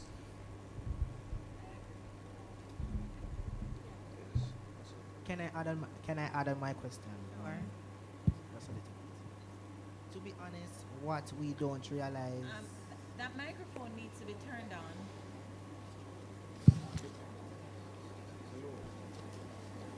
You hear me now correctly? We can't hear. Alright. What we don't realize first is that we as specifically student leaders are privileged, a set of privileged students. We are students who have showed our parents that we are the persons that make change in schools. But what we don't realize is that majority of the people being affected with violence are not student leaders. They are not student leaders. They don't have to face issues. They don't have to they don't get beaten at home because they fit the standards of their parents. Some parents, I think, have too much standards for their children. If you do not, I know you have to set a standard because it's just the truth. But as a disciplinarian and a parent, you have to understand that we are the change and we will be taking over the world and Jamaica very soon, because at once you guys will get old. We're going to have to replace all of those positions. So it's really the emphasis that as I represent a whole region, Region 3, is that especially for my region is very sparse. The schools are not located close because they serve communities, they don't serve cities and everything. Thank you so much for your comments. I do appreciate it. sit down, Grace. Please encourage a young man, a student leader. Yes. I'm very familiar with Fern Court. I worked in that region for a number of years. I am from Trelawney, and I served as an officer in education, and I'm very familiar with your school. I'm happy to say that Fern Court, I do have data that a lot of parents from your school actually participated in a number, not three, more than three of our parenting training sessions that were held within the last year. And we do have an officer who is dedicated to coordinating services in that region, to include services for parents whose children attend your school. But also we have a cadre of persons we call parent mentors. And they have a really good and sophisticated, I think, network on the ground who are there working not only with parents who are at risk, but all parents. One of the things I want to dispel is that only a subset of parents need parenting support. Whereas government entities do respond to the most vulnerable, we recognize that, well, it doesn't matter which strata you fall in terms of economics, you need parenting support. I think sometimes when we speak about parenting support, we think that only parents in the lower echelons are ineffective in parenting, and that's not so. And I want to point to that comment you made that because you're a student leader, most parents, I wouldn't generalize that way, because sometimes the pressure that children feel from who are excelling is really a lot, because those parents practice what we call authoritarian parenting, which is my way or the highway, and the children feel very pressured and burnout is real, and so on and so on. But we'll have a conversation again later.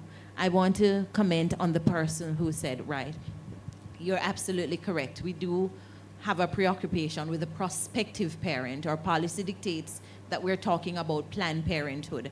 And if you've heard me any at all in the public domain, whether through new or traditional media, you would have heard me say, in the same way teenagers plan for careers and the kind of husband or wife you want and the kind of house and car you want to drive, is the same way that you need to plan for parenthood. What we have found is that there is this disparity, if you will, between the thinking of engaging in sex and procreation. Somehow there's not a connection between the two, that engaging in sex does lead to child rearing. Yeah, there's that disconnect. And so we really have programs in high schools across the country. These schools are selected through the National Education Inspectorate reports, where we have a program called Stay Connected. And we talk about sex and sexuality, and we talk about planning for parenthood. We want to scale up that program. We're looking at a different kind of model. So not just the schools that feature low in terms of parental involvement in those schools are exposed to that program, because we find that the parents really appreciate, and there's behavior change. And I can cite and bank on the data coming out of Paul Bogle High School, where we've been there for a number of years with that program now. All right, so thank you for those comments and questions. Thank you very much. Any final comments? Everybody's fine? There's a quick question on the floor.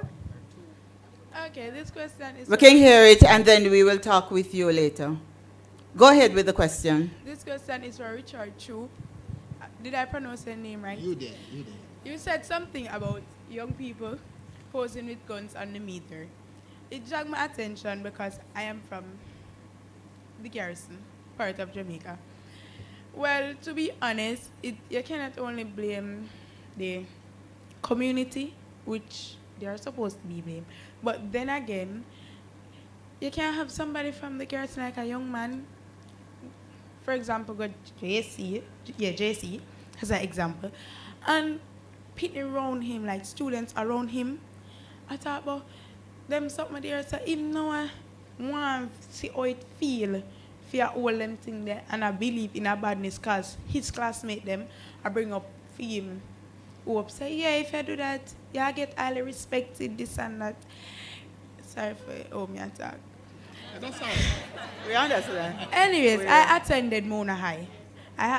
While I was going to Mona High School, I had three male friends from grade 7. In grade 9, a little argument come up, and one of them brother just left prison. The next two name never know say nothing like that happen. We never know say family them are done or whatever. A local stabbing issue occur in the argument. Only thing for we in the school at lunchtime, the Migla Mona, and see man a badge through the gate, like a for them school. Wham the one with excitement. Just for shoot 15 or 16-year-old, because him accidentally swing the ratchet and he cut your brother on his side. In my view, you cannot really blame the young man them. Bigger people or adults are pushing violence towards them. So sometimes it's not by choice, but it's by force. They don't have a choice. Your father is dead and your father when you follow him footstep, he will boof you just for you take up gun. So you cannot blame them. And then the showing face on media now, I believe that it need for cut out. Like the whole in gun and then sitting there, it need for cut out. I lose a lot of family by violence. I go through a lot of traumas by violence. In December, I stand up in the middle of a shootout. And I was that lucky that I literally print out on the wall and the shot never catch me. So it's kind of a thing that you can't blame young people for where them choose. Most of the time they have to blame the parents them. That is just what I have to say. Thank you so very much. So, Madam Moderator, thank you very much. We're going to be taking, I have taken the notes, and one of the good things is that all panelists talk about integration, talking about join up, harmonization, partnership. So we have to go to the drawing table and include those. Thank you very much for having me, and I'll take the notes and give it to you. We have to clap our moderators and our panelists, because you know when you give people basket to carry water, like please give us all of that in 5 minutes, moderate all of that in 35 to 40 minutes. Make sure you get 2 questions. But to the young lady who just blessed us at the microphone, where are you? Can I see you? Raise your hand. Please stay with us through to the afternoon. You promise you're going to be here? Oh, no, she looking to the side. Let me tell you why. Because you are a leader, and we want to invite you to join the caucus with the student leaders, because we are already feeling the passion from the young people, and you're going to have your own discussion, so you don't have to feel no way about the language that you use. You can talk with one another, and then you're going to be the end. Like, we're going to hear from you and your points of views to actually wrap this whole day up. So I don't know if you are aware of that, so I just want to take that time to make sure that you're aware and that we keep you for that, okay?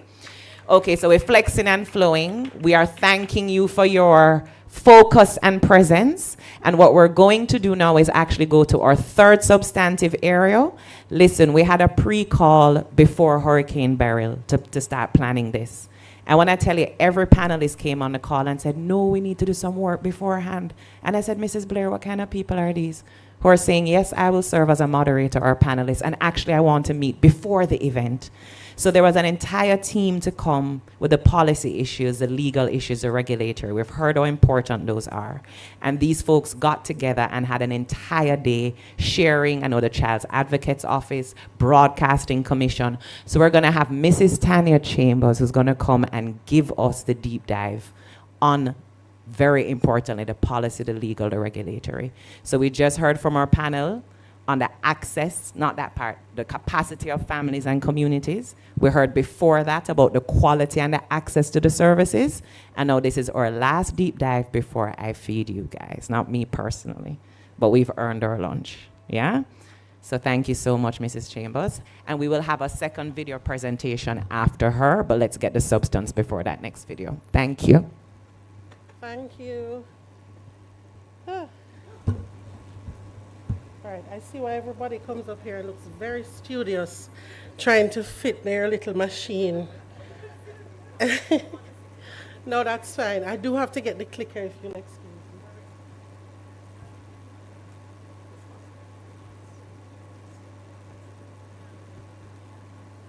me. Okay, good afternoon again, everyone. All protocols having been observed and watching the time, we'll jump right into it. Just before I start, I do want to acknowledge there's a gentleman on this side who wanted to pose a question at the end of the last session, and just acknowledging that we'll invite you to come at the end of this presentation and raise your question. It might not be able to be answered in the same way, but we do want to ensure that your issue is properly heard. Okay, so my task is to update us on the outcomes of a technical working group session that happened a week ago, so as not to press today's event even longer than it would have been. We went ahead and had legal and policy persons from all of the entities invited today come together in a technical working group to look at some of the issues. We had specially invited guests present. We had the Children's Advocate, the head of the Broadcasting Commission, and the ECC, all present to talk about a legislative agenda for ending violence against children, one that is informed by our data, by our programs, by our work in the field, and one that looks Jamaican oriented, let's put it that way.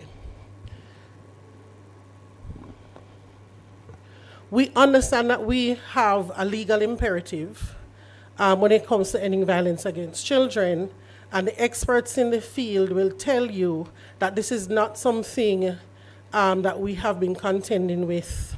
It's not a just come up issue, but it is something that we've been contending with for some time. We can use as a starting point the signing of the Convention on the Rights of the Child. We can look at the global partnership, or we can look at our national plan of action. Any side you take it, this is something that we have been mulling over as a country for some time. What we want to be clear about, however, is that when we try to come up with a legal and policy framework, we do try to do so in a way that is as comprehensive and nuanced as it can be. So if we look at the different types of violence, that children in Jamaica experience. We can talk about parental abuse, sexual violence, gang violence, violent discipline in schools, bullying or peer violence, violence that occurs within cyberspace. We can look at domestic trauma. In other words, the children who, apart from those who are directly abused in the home, those who experience violence by witnessing domestic squabbles between their parents, or other adverse childhood events. And what we want to ensure is that when we look at our laws and policies, we are seeing enhanced capacity to prevent in all of those areas, to mitigate the effects of violence when it does occur, and to ensure that our punishment systems are properly calibrated to have the kind of impact that we want to have. So having said that, this kind of encapsulates some of the discussions. We wanted to start off by acknowledging that we do already have a fairly robust legal and policy framework. We can, within the context of our laws, address quite a bit of the issues that we are facing. And so we want to be careful to focus as much as we can on issues surrounding enforcement of laws, better education around what exists, because that's always going to be quicker than actually changing the law. So just wanting to have a balance between the imperative to change and update your laws, but also recognizing that, hey, we do have some laws and we can be better at enforcing what we have. We have laws addressing parental abuse. A number of panelists spoke today about the whole issue of how you bind parents, how you use the laws in a proactive way to say to a parent, if we want you to, if we're seeing the need for you to engage in a parenting training session, this shouldn't be, let's see if you can squeeze it in, but there should be an opportunity for the court to mandate parents where necessary as a way of improving the home context in which children are being raised. The early warning system was also mentioned earlier, and that becomes a good opportunity for legal and policy strengthening. If you're looking at sexual offenses, we can look at the whole issue of increasing therapeutic intervention. So children who are affected by sexual violence, or as one of the children reminded us earlier, where parents are affected, then dealing with those trauma issues gives you an opportunity to stop cycles of violence. If we look at gang violence, we have quite a few laws that target gangs, target organized crime, but community interventions, as was explained by our panelist from PIOJ, would be a major part of how you look at enforcing those laws and policies in a proactive way. In terms of violent discipline in schools, we've spent some time talking with the Early Childhood Commission, because they do have a ban on corporal punishment in those institutions. And so we wanted to understand, how does that law work? What do you do in that context that enables you to have compliance? Because having the law on the books is one thing. We don't want to have laws without a compliance system. We don't want it to become an anti-littering law, and yet you turn around and you see the evidence of non-compliance all around you. And so one of the things that the Early Childhood Commission raised is the whole issue of ensuring that you have appropriate training and re-socializing, retooling programs to accompany the systems that you're putting in place in laws. So banning corporal punishment is one thing. Having the kind of rigorous system. So for example, what the example he gave us is that they have training sessions monthly. So if an issue comes up on the ground, it is very easy or seamless to say, look, you have to go back through the training program, go back into a re-socialization in terms of how you manage a classroom of little kids, so that we don't have the issue continually repeating itself, and then eventually you move on to losing a license or facing some kind of more stringent punishment. We've talked about the safe school issues, and of course the ever-present need to put more and more resources behind our school-based interventions. In terms of domestic trauma, we do have the Domestic Violence Act, but of course, therapeutic interventions are always going to be essential for ending cycles of violence. In terms of cyber and technology-based issues of violence and exploitation, again, we have more laws than we sometimes acknowledge. We do have laws that enable our security forces to take action when it comes to cyberbullying, pornography, for example. And we have a children's code for broadcasting that helps us to manage what goes on in the broadcasting spaces, what ads are shown, what type of program is shown, etc. However, looking more strategically at how we manage and monitor the influences that come out in these spaces becomes something that does require interagency collaboration. So just to share some key issues that we looked at, key lessons, let's say, and just a few of them, and then I'll open up for questions. So, addressing the breadth of issues that emerged from the data, that was the main, almost theme in everything that we discussed. Ensuring that when we look at the legal framework, when we look at the policy framework, and try to assess its adequacy, we are looking at all forms of violence that affect our children, and not leaning towards one and not the other. So for example, high rates of sexual violence against children, that is something where we really have to look at what we can genuinely do from a policy perspective to influence cultural changes that are going to reduce levels of sexual violence. Comprehensive and robust training, sensitization, re-socializing, etc., and pairing this with good monitoring systems. So kind of looking at the ECC model a little bit, looking at how well that works, and seeing whether similar approaches can be taken or can be strengthened and implemented in other aspects of our social life. How do we put in place effective sanctions and incentives? So if we want a particular type, the word proactive and preventative has been used so many times today. How do we put the right sanctions and incentives behind it? What we do not want is to kind of lead with the criminal law on everything, because we're recognizing that so much of what we have to deal with when it comes to violence against children is around cultural norms and values. So if we start off with a criminal punishment behind everything, we're not necessarily going to effect change over the long term. So it's to have a balance between using the criminal law where that's necessary, but having a wider range of incentives and sanctions that can help us with behavior change. Linking the data, including the data that comes from the mandatory reporting system, I think it was mentioned earlier, linking that to action and ensuring that the community-based strategies are matching the community-related data.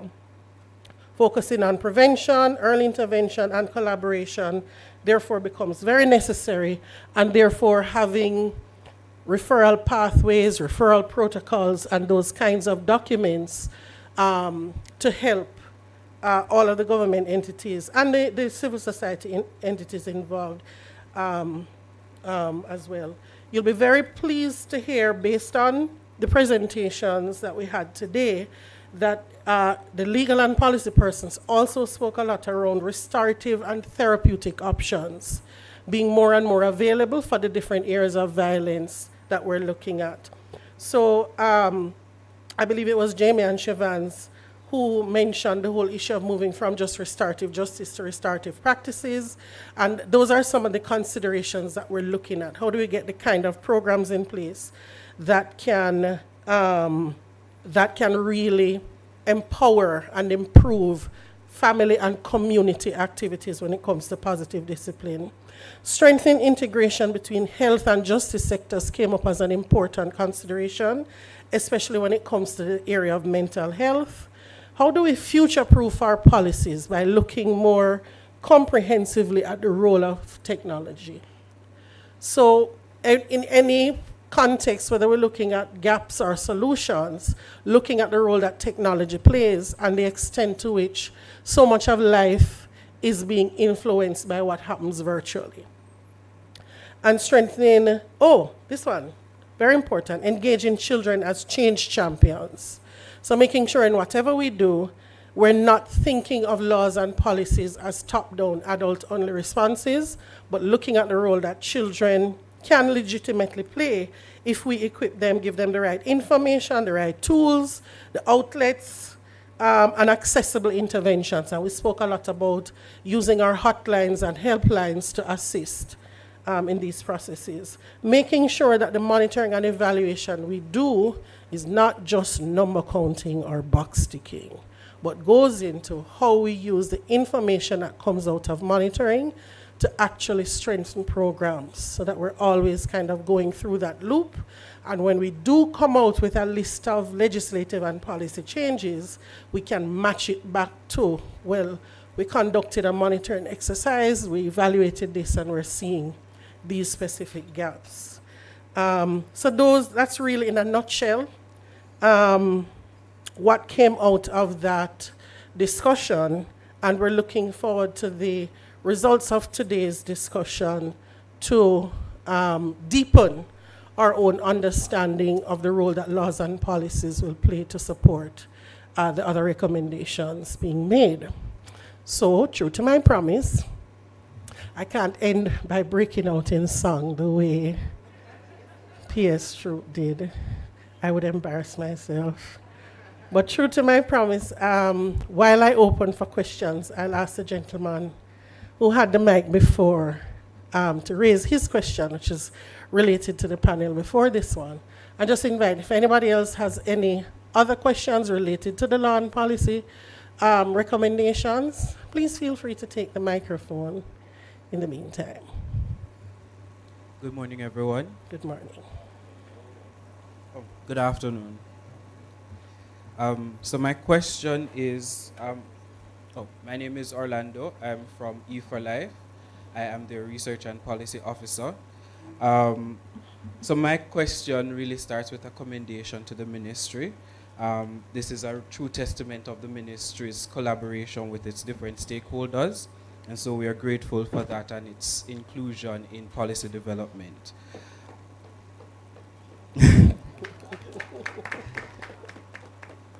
So my question really is focused again on stakeholder engagement and how does the ministry's vision focus on increasing that engagement towards expanding the scope of data collection aimed at fortifying and designing policy and legislative systems for the protection of children and youth within our society.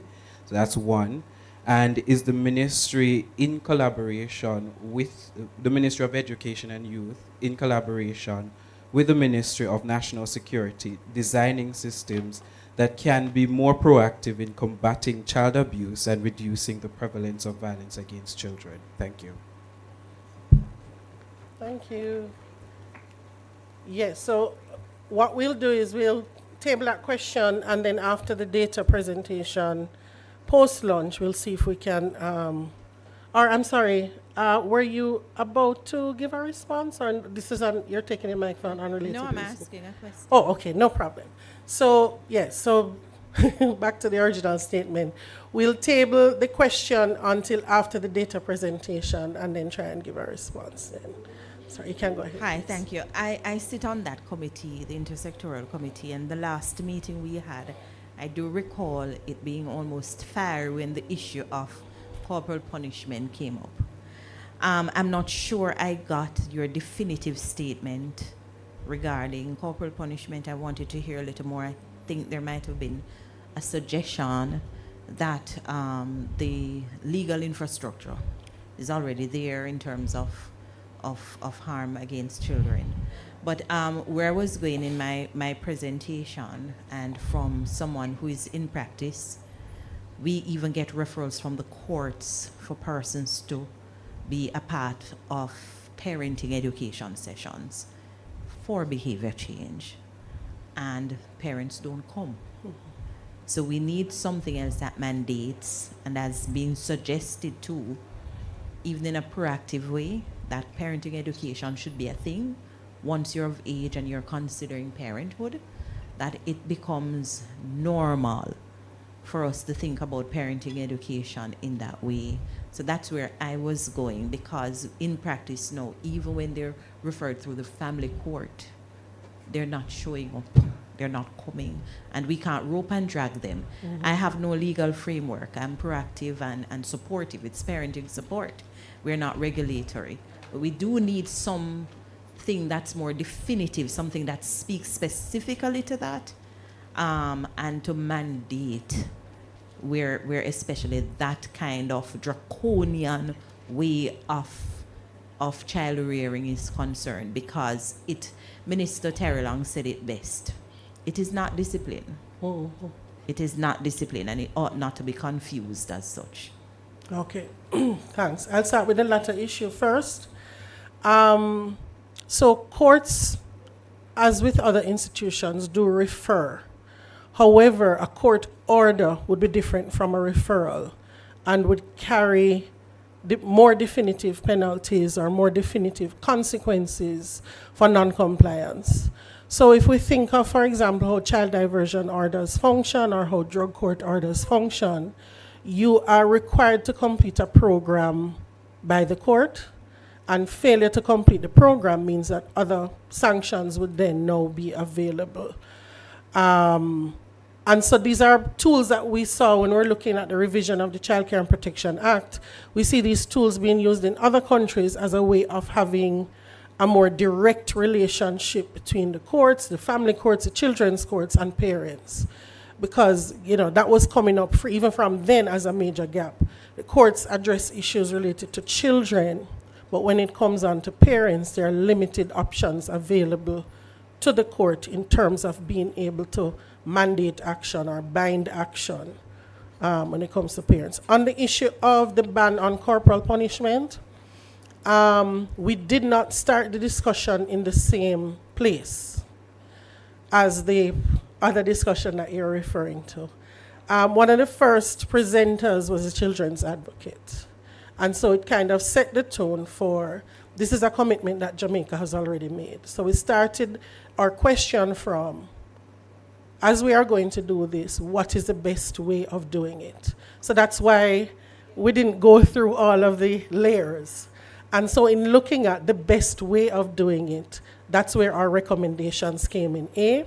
Start off by using more effectively the laws we already have, because that gives you something that can be done tomorrow rather than only waiting on legislative change. B, look at the programmatic support that surrounds your ability to implement what you already have and see what needs to be strengthened where.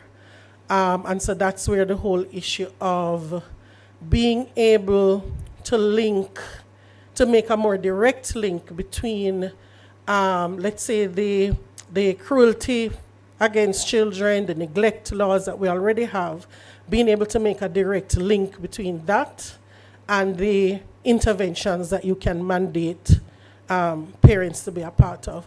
Wanted to also pick up, somebody mentioned it earlier, and I'm not quite remembering who it was, or it may have been in response to a question, possibly something related to what Dr. Shetty was sharing, that there's also the issue of therapeutic interventions when it comes to parenting. I think it was a bounce back program, recognizing that sometimes there are all these layers of violence happening in the family, and you're basically unraveling layers of violence. So it's not just punitive measures with parents, but therapeutic measures. For example, if you look at cycles of domestic violence, women being abused in a relationship, but then also meting out abuse in relation to their children, the language of victim and offender doesn't fit neatly in all family circumstances. So making sure our laws are nuanced enough to allow that kind of determination in family court and have a much wider array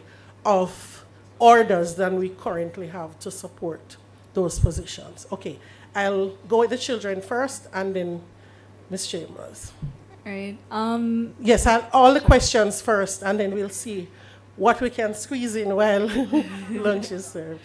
Okay. Mrs. Chambers, I also wanted to just say that your presentation was very conclusive. It already sort of answered my question, but I wanted a little bit more insight on the legal and policy as it relates to cyber violence. As we're entering an age where students and children are being more involved and exposed to material online, what do you think can be done to protect children from online predation, such as sexual grooming, early exposure, and addiction to explicit content in children and as well as adolescents?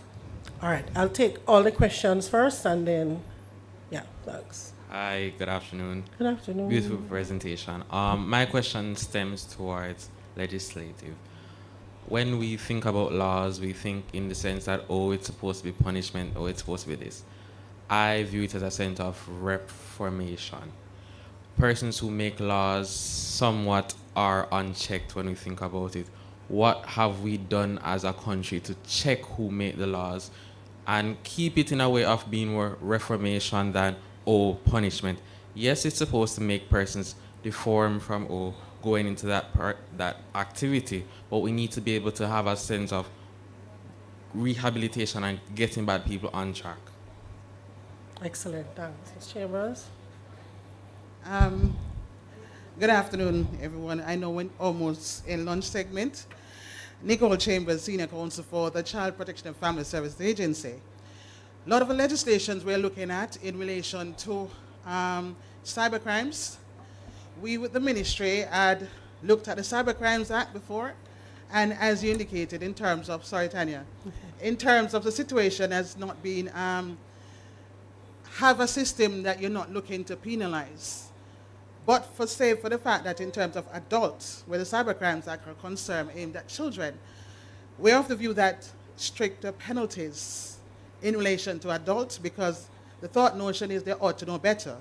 As it relates to children, not the penalty per se, but more of education awareness where children are concerned. That was a proposal.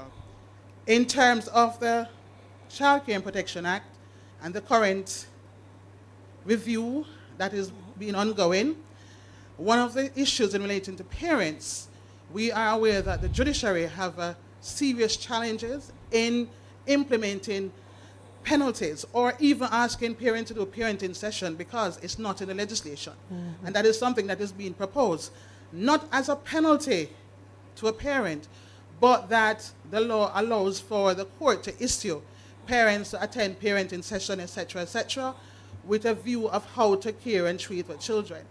Because we find now when the court says parenting session with whatever, parent doesn't have to attend because there's nothing in law. It's more of a best practice mechanism. So we looked at that, if that helps. Right? Thank you. Okay, so one Ms. Chambers answering for another. I'll say when we get into the children's session, I'll be there so I can go into a little bit more detail. But everything that you mentioned, we do have laws that touch it. But as Ms. Chambers mentioned, the level of penalty and how we enforce would be some of the areas that we look towards strengthening. Okay. I'm I'm the secretary of the CPFSA Children Advisor Panel, and my view is parents that do not show up at a meeting, for example, you don't come with your child. I believe that those parents should be punished bad. Because one, you bring the child there for others to protect the child, but you're not doing it yourself. It doesn't make no sense. If they don't come, charge them or punish them a other way. Because you cannot want your child to get help, but yet you're not helping the child. How will the child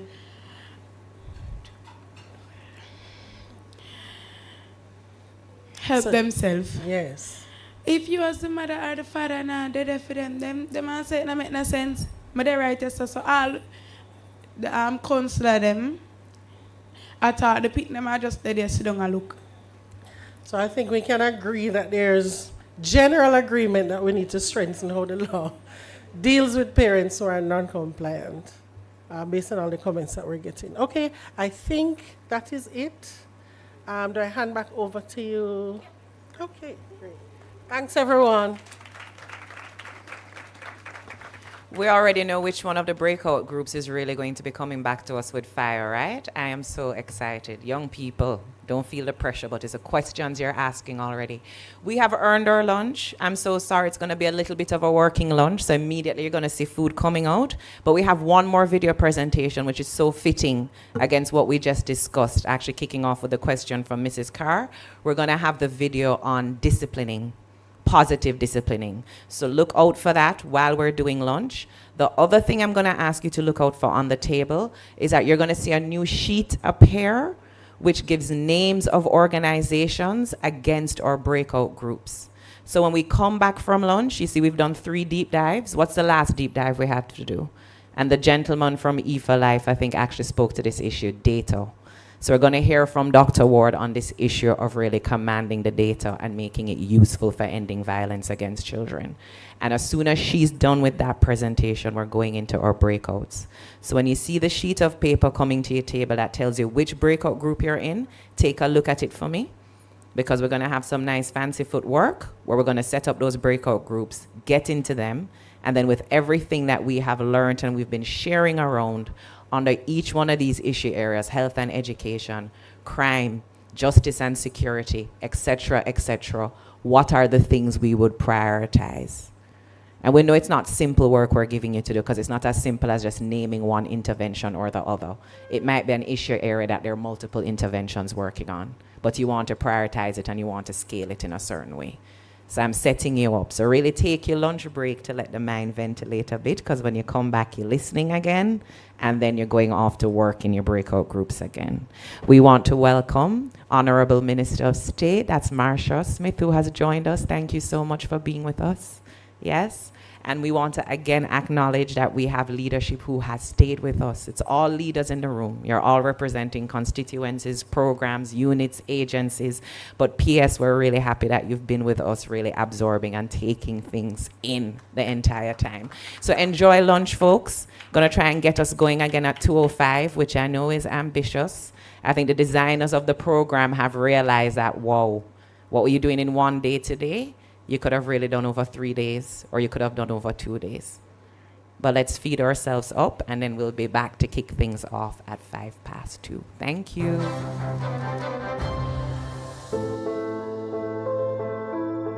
Corporal punishment is the purposeful administration of physical harm on another human being, and the effect is to stop a behavior or to correct a behavior. For generations, corporal punishment has been the chosen method of discipline meted out to Jamaican children. It could include slapping, hitting in the face. It could include using a broomstick to beat. It could include pinching. It could include biting. In addition to the fact that corporal punishment is a brutal form of discipline, its effect to change a child's behavior is only temporary. I think corporal punishment is effective in the short term because it certainly stops a behavior from happening immediately. It, however, does not stop it from happening in the future. And that's where the weakness of corporal punishment is. That is why several parents are now moving away from administering corporal punishment and embracing a different approach to discipline. I used to beat him when he was younger, but the more I beat him, the worse he got. Like, if I beat him for coming home from school late, he'll come home even later the next day. So I see it wasn't working, so I started talking and encouraging him instead of beating him.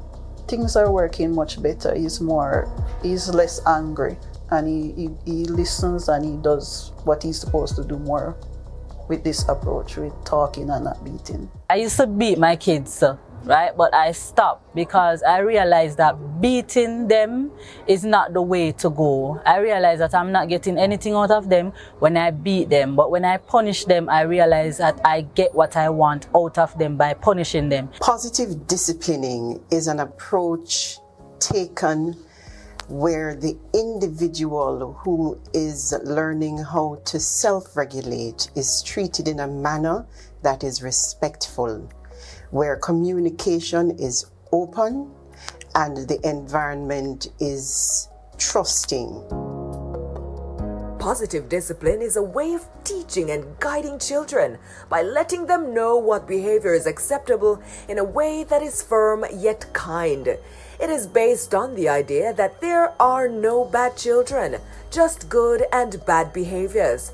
Practitioners of positive discipline believe that good behavior can be taught and reinforced while weaning bad behaviors without hurting the child verbally or physically. Positive discipline teaches children responsibility, self-discipline, problem-solving skills, and cooperation, is respectful to both children and adults, builds trust and strengthens relationships, builds and maintains self-esteem, teaches children how to manage their emotions and deal with stress in healthy ways. To discipline your child in a positive way, it is important to replace punishments that frighten, shame, or belittle them with strategies that encourage and reward better behavior. I discipline my boys, right, while taking away stuff that they like.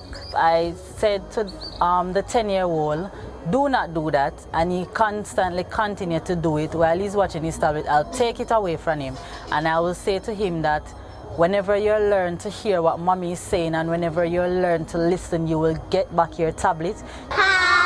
The Maxwell Park Primary School has also implemented its own positive discipline program to help influence students' behavior. The behavior modification system works better than corporal punishment because children know what is expected of them. When they know what is expected of them, then the behavior that they display is what will build their self-esteem too, right? So they know that I should be able to walk, I should be able to respect, I should be able to be safe, and therefore the behavior is displayed accordingly. When corporal punishment, what it does is to tear down children's self-esteem, right? And when they actually are corrected and they know what is right, then guess what? We have children correcting each other. The system of rewarding good behavior and correcting undesirable behavior has resulted in noticeable improvements at the school. In terms of other behavioral changes, we have had less incidents of fighting. We have had improved class management success being recorded by our teachers. The framework has helped us in less aggressive behaviors. Our data has shown that. Practicing positive discipline can help parents establish long-term behavior change in their children without inflicting harm.